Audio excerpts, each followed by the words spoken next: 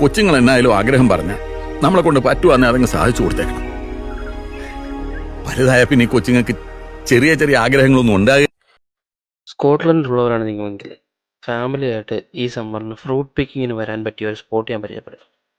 കേർണി fruit farm, Cooper.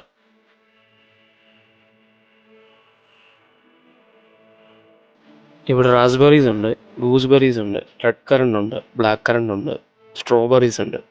ഇവിടെ ഒരു fruit farm മാത്രമല്ല, അടിപൊളി ഒരു പ്ലേ പാർക്കും കൂടെ ഉണ്ട് കേട്ടോ. ഇവിടെ ഫ്രൂട്ട് പിക്കിങ്ങിന് നമുക്ക് എൻട്രി ഫീസോ കാര്യങ്ങളോ ഒന്നും തന്നെ, പ്ലേ പാർക്കിന് മാത്രമാണ് എൻട്രി ഫീസ് ഉള്ളത്.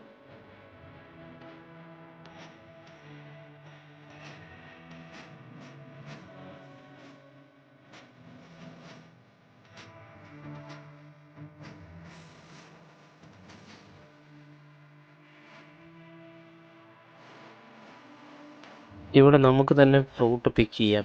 എന്നിട്ട് ഒരു ബാസ്ക്കറ്റിലാക്കി എത്ര നമ്മൾ പിക്ക് ചെയ്തോ അതിൻ്റെ വെയ്റ്റിനനുസരിച്ച് മാത്രം കൗണ്ടറിൽ ക്യാഷ് പേ ചെയ്താൽ മതി. അതാണ് ഇവിടുത്തെ സിസ്റ്റം.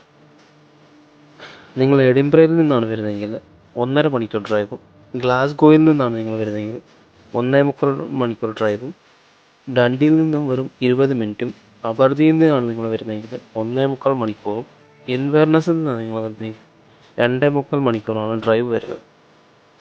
ഇതുപോലെ പ്ലാസ്റ്റിക് ഷെൽട്ടറിലാണ് ഇവിടെ സ്ട്രോബെറി കൾട്ടിവേറ്റ് ചെയ്യുന്നത്.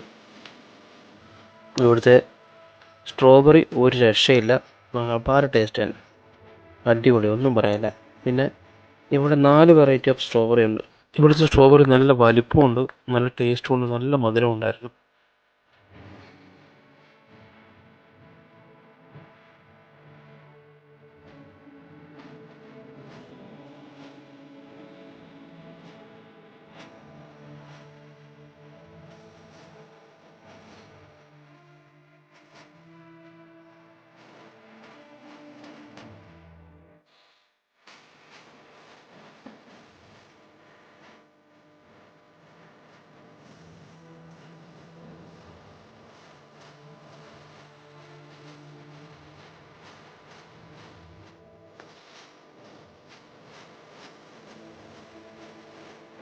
അടുത്ത് ഞങ്ങൾ പോയത് ചെറി പറിക്കാനാണ്.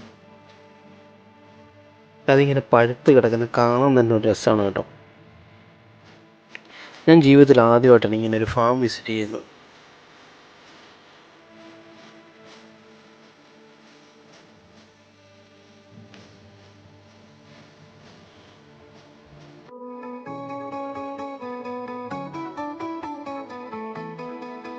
അതുപോലെ തന്നെ കേട്ടിട്ട് മാത്രം പരിചയമുള്ള നമ്മുടെ ബ്ലാക്ക് കറണ്ടിനെയും റെഡ് കറണ്ടിനെയും ഗൂസ്ബെറിയും ഒക്കെ കാണാൻ പറ്റും.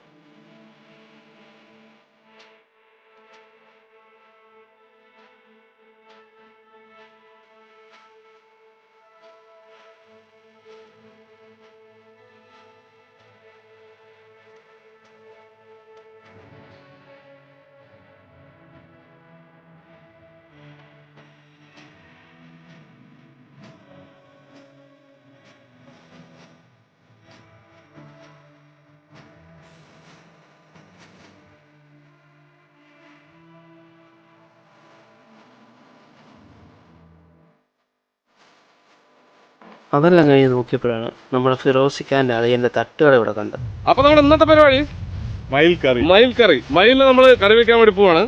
അപ്പോൾ നമ്മളിപ്പോൾ ഉള്ളത് ദുബായിലാണ് കേട്ടോ. ഇത് നമ്മുടെ നാട്ടിൽ ഇതിനെ തൊടുകയെ, ഇതിനെ പിടിക്കുക, വളർത്തുക, ഇതിന് വീഡിയോ ഷൂട്ട് ചെയ്യുക, ഇതൊക്കെ ചെയ്ത് കഴിഞ്ഞാൽ ഫോട്ടോ പോലും എടുക്കാൻ പാടില്ല.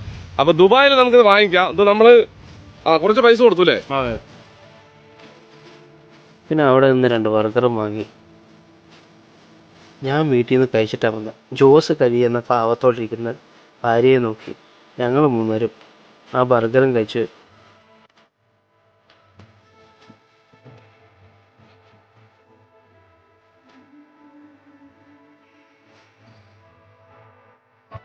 ഒരു നേരത്തെ ആഹാരം ഇവന് നീ കൊടുക്കണമെന്ന് എന്നോട് പറഞ്ഞപ്പോ ഇത്രയും പ്രതീക്ഷിച്ചില്ല.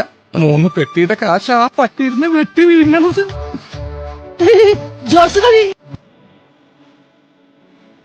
അവസാനം ഒരു ഐസ്ക്രീമും തട്ടി ട്രിപ്പ് വൈൻഡപ്പ് ചെയ്തു. അപ്പം ആ സ്ഥലം വിസ്ത.